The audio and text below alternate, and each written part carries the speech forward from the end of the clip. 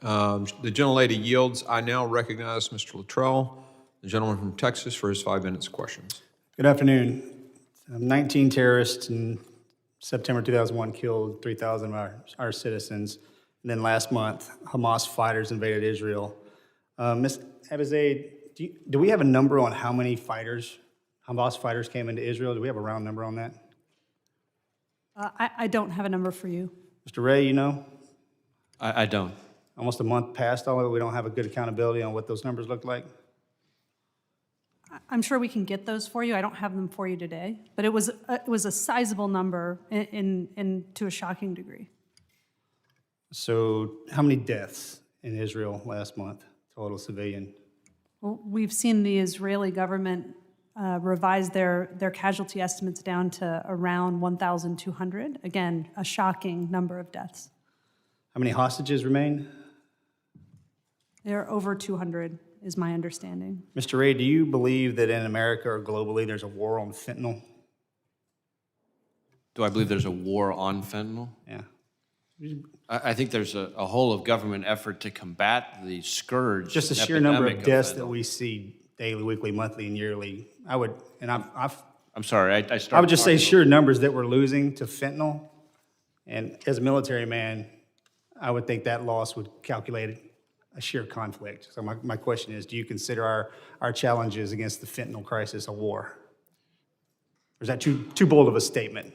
No, I don't. I mean, look, I think bold language is appropriate when it comes to fentanyl. Outstanding. I will tell you that on the FBI end, when we are making gang arrests, we have seen over and over again violent gang arrests, more often than not now, include fentanyl seizures. That's all over the country. That's just one metric, but it shows the degree, along with, for example, the case that I mentioned in Boston in my opening statement, just shows it is a routine thing now for our people working with our partners to be making seizures of fentanyl that in one seizure would be enough to wipe out an entire state.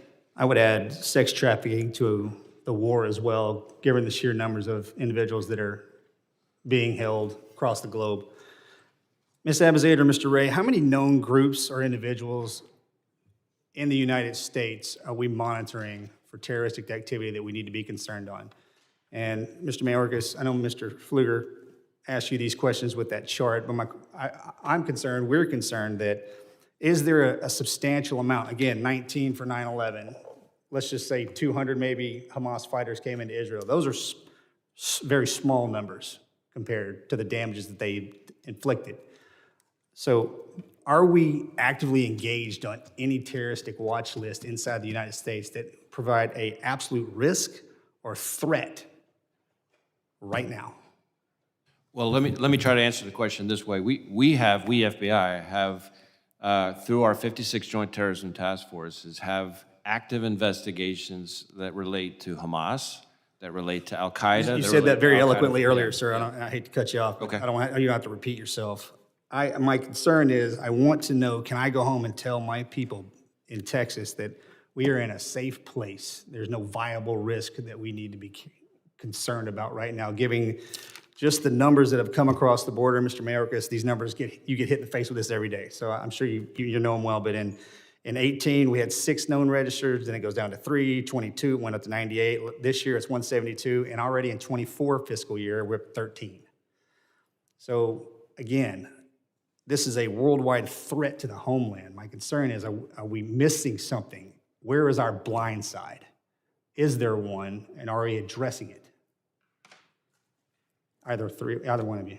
So as an intelligence professional, we're always concerned about the gaps that we have, about the global terrorism environment. For my part, we're very focused on foreign terrorist organizations overseas, what we can learn about their plans and intentions, and the degree to which they have tried to seed operatives here in the United States.